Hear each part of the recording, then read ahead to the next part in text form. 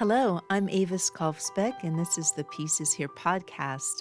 Welcome to Peacewarts, School of Peacecraft and Inquiry, where we practice the skills of peace through short daily classes. We take the peace work seriously, but not ourselves. If you're joining us mid-school year, you're not late. Orientation begins at episode 198.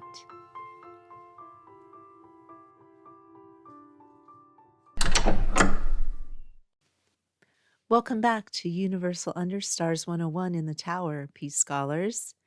We have spent a week training our eyes to see the blue marble, a world without seams. But today we look down at the maps in the world below and we see something strange: straight lines. Canadian philosopher and public intellectual John Ralston Saul said, "Abstraction, which is the key to modern reason, has become our most destructive force."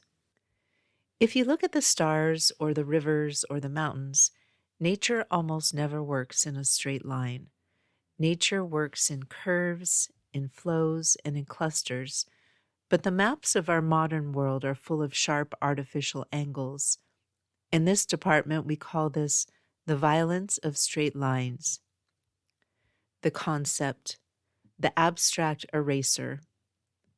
Most of the borders that cause conflict today were not drawn by the people who live there. They were drawn in wood-paneled rooms thousands of miles away by men with rulers and no local knowledge. When you draw a straight line across a map, you're performing an act of abstract violence.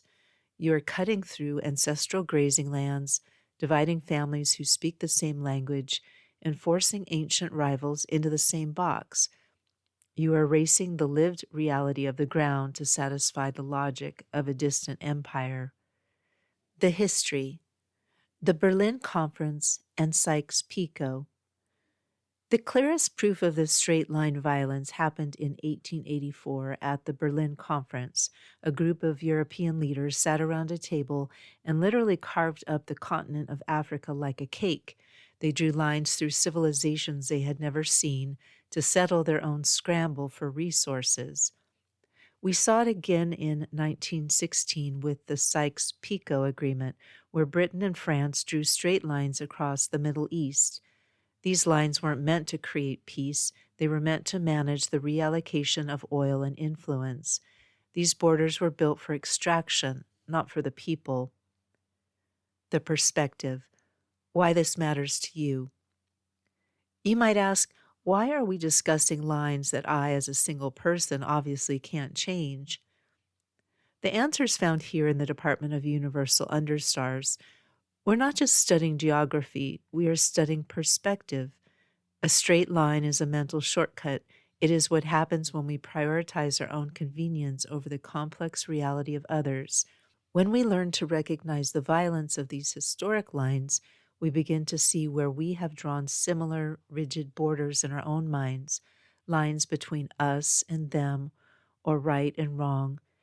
To change the map of the world, we must first change the way we permit the straight lines of our own biases to cut through the humanity of others. The thesis, the scramble for ego. The lesson for today is that conflict is often a design flaw. Many of the wars we fight today are the result of trying to defend lines that were never supposed to exist. In the Department of Universal Understars, a peace scholar learns to see national borders not as sacred truths, but as historical artifacts. We recognize that the scramble for resources is just a scramble of egos that refuse to see the high view. Your homework. 1. Interrupt your routine to look at a map of the world and find 3 borders that are perfectly straight lines. Research which colonial power drew them. 2. Write down one question you have after this episode or doing homework number 1. If no question comes to mind, just write no question. 3. Optional. Journal about a line you have drawn in your own life, a grudge or a boundary.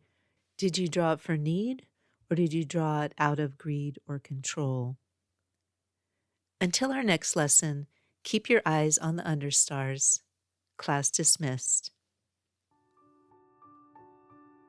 Thank you for listening. If you'd like to support the Pieces Here podcast, the most helpful way is to follow it wherever you're listening. It helps share the message with others.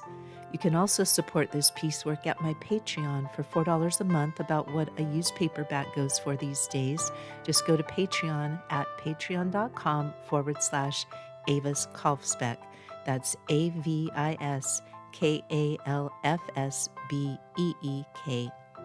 My most recent book is Monomutante, a best friend eco-fiction novella about food systems, featuring Tilly, Camas, Pedro, and the rest of the gang.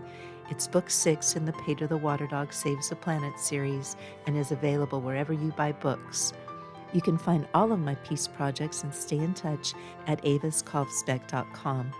Music is by Javier Peque Rodriguez. Sound effects are from Pixabay. Regarding peace, we need not delay or despair. We are not late. We are right on time to love. We are all scholars of peace. Listen for the peace.